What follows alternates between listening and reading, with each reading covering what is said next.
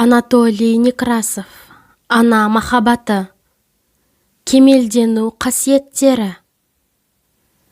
Әлгінде айтқанымыздай, егер адам психикалық дамуының барысында бұдан бұрынғы сатылық кезеңдердің бірінде балалық, жасөспірім, бозбала шақта қалып қоймаса, өзін ересек, кемел кісі санап, мына сипаттағы қасиеттерді көрсете алады.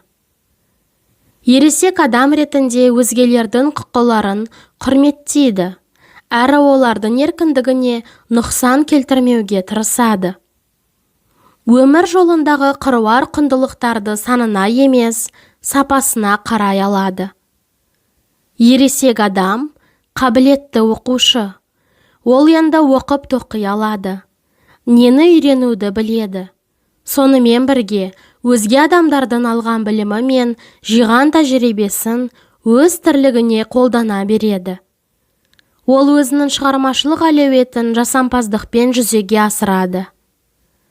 Ол өзін дамытудың маңыздылығын түсінеді, және бар зейіні тұлғалық қасиетті қанықтыруға ауған. Ол өзінің сапалық қасиеттерін теңдестірген. Ол икемді және бірбетке емес. Оның бойында даналықтың нышаны бар.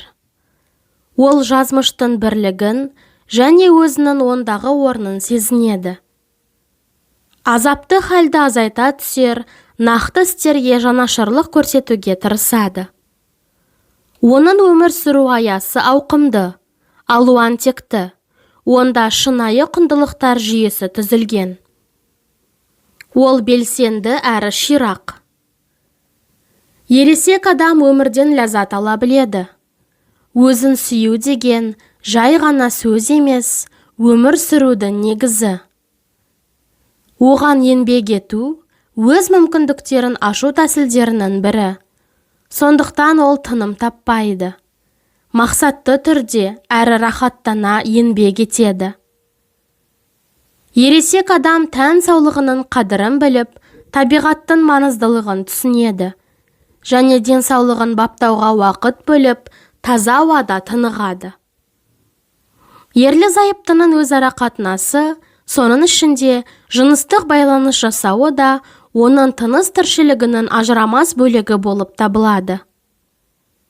Жұбайлық өмір, отбасы, ұрпақ жалғастыру қамы оған жай әншейін жалпы мойындаған категориялар емес, өмір сүру салтының маңызды құндылықтары іспетті. Ол өмірінің басты міндеттерін айқын түсініп, қалтқысыз орындауға кірісті. Міне, естияр, немесе басқаша айтқанда, кемелдік деңгейіне жеткен кісі қасиеттерінің шамамен алғандағы тізбегі осындай. Осыны қаперге ала отырып, жұрттың көбі кемелдік деңгейіне жетпейтінін, өзінің мүмкіндігін жүзеге асыра алмастан, мына дүниеден ерте кететінін көруге болады. Бұған қоса, ерте қайтыс болудың басты себебі, меніңше, адамның өзіне бөлінген уақытта пісіп жетілуге шамасы келмей, аталған қасиеттердің біраз бөлігін дамыта алмағанында жатыр. Содан, оның жаны мұндай қызық емес денеден құтылуға шешім қабылдайды.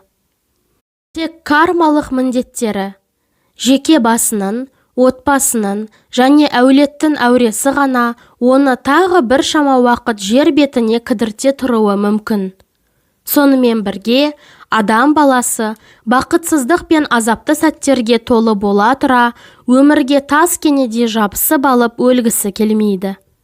Шынында да, мына тірліктегі әлденені өзгертуге енді еш мүмкіндігі қалмаған. Әбден қалжыраған, қауқарсыз қарияның өзі де қиналып, тума-туыстарын да қинап, сүйретіліп жүргендерін жиі көреміз. Кінәмшіл, ұрысқақ, рақымсыз, сынаржақ, әлде тас саран мінезі байқалып тұратын қарт кісіні көрсеңіз, оны әлі пісіп жетілмеген, тіпті кемелдіктің бірінші сатысына да жете алмаған адам деп айтуыңызға әбден болады. Егер де адам ес жияр жасында, дұрысырағы жас кезінде осы мәселелер жөнінде ой толғап, көкейін кеулеген көп сауалдың жауабын табуға талпынып, күш-жігерін аянбай жұмсаса, оның алдынан өмірдің жаңа сатылық кезеңдері ашылатыны кәміл. Ол зейнетке басқаша психикалық жағдайда, басқаша сана сезіммен келеді де, дер шағында екінші кемелдікке қадам басады. Екінші кемелдік – адам естияр кісінің міндеттерін орындап, екінші кемелдіктің міндеттерін түсінген, әрі оларды атқарып шығуға бел буған шақта басталады. Қанеки, осы жерде екінші кемелдікке тән қасиеттерді қарастырайық.